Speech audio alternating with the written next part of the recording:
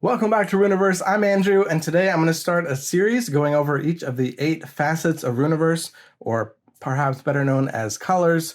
And we're starting today with the turquoise facet, Quam. So here we've got representatives of the mages here. Quam is, strategically speaking, kind of a mid-range, perhaps combo-y facet. So it's got a lot of, it's got some control elements kind of borrowed from Saf, especially if you play some Saf cards in your deck. You could enhance the controlling side of things. And then the mid-range, big, beefy creature side of things is definitely here too. And you could borrow from Emery if you wanted to enhance that kind of thing. So let's start by going over the 3 primary traits of Quam, and that's again on these 3 mages. We have Flake here, who has a Foresight focus. So the Foresight traded cards are going to be cards that thematically have to do, thematically and or mechanically have to do with looking into the future. So they're going to see some card selection here.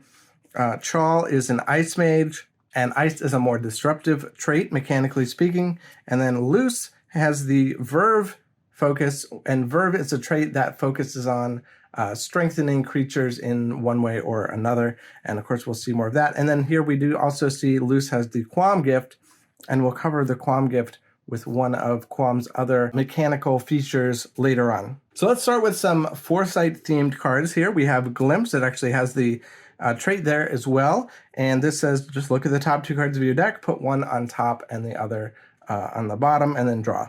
Basically, you're drawing one, you're putting the other onto the bottom of the deck, and that's a level 0 spell. It costs 0 to play. It's a great dream deck inclusion, although the 2 pips of rarity as an uncommon means it is a little bit tough, but it gives you a nice card selection, lets you dig into your deck.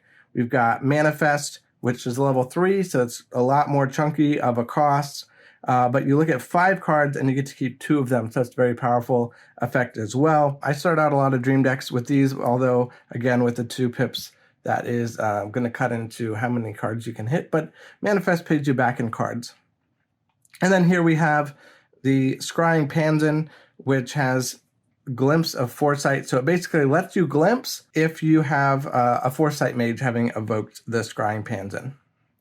And we'll see some card draw some more later on in the video, but those are it for kind of the Foresight themed cards. It's definitely something that Quam could do more of in the future. It focuses more on looking at cards, whereas Saf will just give you that raw card advantage more often. But of course, they are adjacent facets, so they can borrow cards from each other. Next up, let's look at Ice and Disruption. So these aren't all Ice cards, but these are disruptive elements. So if you want to play a more controlling game, slow your opponent down with some of this. We've got Dismiss. So this is a trap. Traps are shared between Quam and Saf, at least in the base set. And a trap means you can play it as a secret, which means it could be a ritual. Although Quam doesn't have rituals, but again, you could be playing Saf rituals just as easily, depending on what, as long as you're not playing it off an Emery Mage. And it's going to bounce the attacking creature, so it's going to return it to their hand. You do take the damage, but they have to replay it, and it'll slow them down for later on. We've got Divert, which actually does, this one does, it's also a trap, but this one does prevent the damage, and it will send it somewhere else. It might be into another one of your mages, or it might be to one of your opponent's mages. So this one's more powerful. Again, we see that common versus uncommon. An actual Ice card here, extremely powerful, is Ice Mantis. I could definitely see this card getting a nerf if I ever redid the base set. I'll probably keep it as it is for now, but this is really powerful. It returns a creature directly to your opponent's hand, and it doesn't care about Vim. So if your opponent's creature has like 10 Vim on it, doesn't matter, they're all going back. So it's an extremely powerful effect in the right situation, and even in the not right situation, it's still pretty good. And then here we have Ice Moat. So this is one of the cards that cares about what type of mage or what focus of mage evoked it, and it gets to task an opposing creature. So again, a little bit more to that disruption. It means the creature won't be able to attack next turn because it's tasked, and it can stop a guard in the immediate term. Next, we go on to the Verve trait. So this is about just the word Verve. It means energy, life, and mechanically we represent that through untasking, through gaining Vim, or gaining level counters. Mechanically, it's kind of a shared thing with Emery, although Emery thematically is meant to be just kind of just straightforward growth, just like force of nature, and we're just getting bigger and stronger, whereas Quam is going to be a little bit more subtle about it. Maybe do things in slightly weirder ways, opening up a little bit more combo interactions, thoughtfulness to the play. So for example, here we'll lead here with Cold Fire Carbuncle. So the Frostferno ability says, before my mage evokes a card with costs higher than my level, I get a level +1 counter. And then if I have 4 or more level +1 counters, draw a card. So it synergizes with evoking bigger and bigger cards, as well as just giving it level +1 counters. So this card actually has the trait of ice, does not have verve, but again, the themes are there. So they're all within Quam. Not all ice cards have to be disruptive, not all level growing cards have to be verve, but it's kind of a loose theme. So I've presented the cards here as thematic packages rather than mechanically traded packages. If you did want to build an ice theme deck, I don't think there are very many, if any, cards currently that would reward you for doing so, but you would end up playing with things that aren't pure disruption. You could play cards like Cold Fire Carbuncle, and actually, not every card is just going to be a disruption card. Here we have Icy Fevin, so it's got ice in the name. Thematically, it's icy, but mechanically, there's no ice. It just likes to live in the snow. It is a verve creature, and it can transform itself into Vim for an ally. So when it attacks, it can become face down Vim. Here we've got Panzen Prodigy. So this is another grower here. The prowess ability, whenever it attacks, you get to draw a card, and it gets a plus level until the end of the turn. We've got Vigor, which is a verve traded card that does care about the mage that casts it having that verve focus. Although the main effect is going to be to untask the creature, so you can use it again immediately, which is a very powerful effect. It does cost 1, and Ruby has its effect for level 0, although it has it on an uncommon. This is a common, and if it was evoked by the right mage, it can become Vim for that creature, which could come up if that creature were to ever be facing death's door. This is a very strong card, potentially, especially if you're playing more aggressively. And then we've got Zealous Flarf, which is another verve card. It has Inspiration, and it's a very straightforward growing effect. When it becomes tasked on your turn, an ally gets a level +2 this turn. All right, next up, I have kept Loose around. Instead of looking at his verve focus, we're looking at his Quam gift. So the Quam gift, there's a mage of each focus that has this gift, but it's going to give the next mage phase you activate 4 extra power during that mage phase. And that hints at Quam's next focus or mechanical ability, which is to gain extra power. So most of the other facets don't really have this ability. This has a little bit of it, but mostly you're going to see that in Quam. So let's start off with Ampray here. So this is an uncommon, and it just gives the mage an extra power every subsequent turn. Or technically, you could even do it on the same turn if you're playing using assists. So Ampray is a nice little ramper for that. We've got the rare effect Cosmosis. So this is actually I mentioned Quam doesn't have any rituals. It does have this one rare ritual. So basically when you evoke it, you're going to just set this aside, and for the rest of the game, whenever your mages make power or assist, they get an extra power. So instead of 3s on turn 3 and onward, you're going to be getting 4s, which can really mess with the math of the expensive stuff that you want to evoke. So that's nice. We've got the part of the egg cycle here. We have the egg of exorbitant galvanism. So it can just be dispelled to give your mage 2 power, which could be nice if you just need a little bit of an extra boost, or you can leave it in play as a guard and just let it do its job there as a creature. Another rare here, we have the Panzen Guru. So on the surface level, you're like, where does the extra power generation come from? This is a level 4. It's got Relentless, so it can attack twice as a level 4. A lot of times that's all you're going to want it to do. But it does have Summoning 3, and it can reduce the cost of creatures you evoke by 3. So it can actually help the power for playing 4 creatures. And in fact, you could task it for 3 power, or not technically power, but to help pay for the cost, reduce the cost, using the summoning ability, and Relentless will then untask it. Or you could do vice versa. I might, again, if I ever did a revision of the base set, that's not an immediate, but if it were to happen, I'd probably change Relentless to only untask after the first time they attack. But even then, the Guru could attack, untask, and then use Summoning 3. But as it is, you could actually do Summoning 3, untask, and Summoning 3 again, and play something level 6 for free. And then finally, in this little pocket of cards, we've got the Power Charger at common. Just a level 1 artifact. You can immediately charge power, task it to give itself a charge counter. And then you can, on the future turns, you can task it and remove all its charge counters to get that much power +2. So if you play it, task it for a charge counter next turn, you can task it and get 3 power. And then you'll have to charge it up next turn. But the power charger is another way that you can ramp yourself into some bigger stuff. So the next mechanical niche for Quam is not necessarily 100% Quam only, but at least for now, they're definitely the ones who are best at it. And that is doing weird stuff with evolution or face-up Vim. So there are 4 main evolution chains in the base set, which is in Ruby, Orth, Emery, and Saf. So Quam and the other facets get left out of that. However, Quam does have its own unique evolution chain in the form of the Wylights. So we start off with Inky Wylart. This common, it just says ward. It can't be chosen for opposing spells and effects, and you don't see any hint of what is going on here necessarily. But if we go up, we've got a few more Wylarts, and they all say Wylart Evolve, which means they can evolve from any of the mage's Wylarts. So whatever mage is evoking them, if that mage already has a Wylart in play, the new Wylart you're evoking can replace that one, can evolve from it. So they can kind of evolve from each other in any order, and they just morph. And because of the way face-up Vim works, for example, if Cooperative Wylart were to evolve from Inky Wylart, you'd end up with a level 2. It would be untasked, presumably, because the Inky Wylart maybe was played on the previous turn. You'd only have to pay 1 power because 2 minus 1 is 1. You only have to pay the leftover amount. And now you've got a creature that has both Unity and Ward. But unlike other evolution chains, you could actually go a different direction. You could have Vigilant Wylart evolve from the Inky Wylart, in which case you would pay 2 and you'd end up with a creature with Taunt and Ward.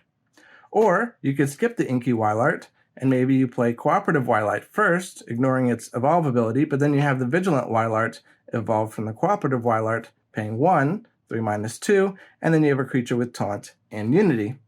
And of course, you can do the entire chain from there. So if you just care about having one creature with a bunch of abilities, you could kind of build up this chain. And of course, the way Vim works, if this creature would be dispelled, instead of leaving play, it would just lose one of its Vim. So you could stack your Vim in the order you want for which ability you care least about losing.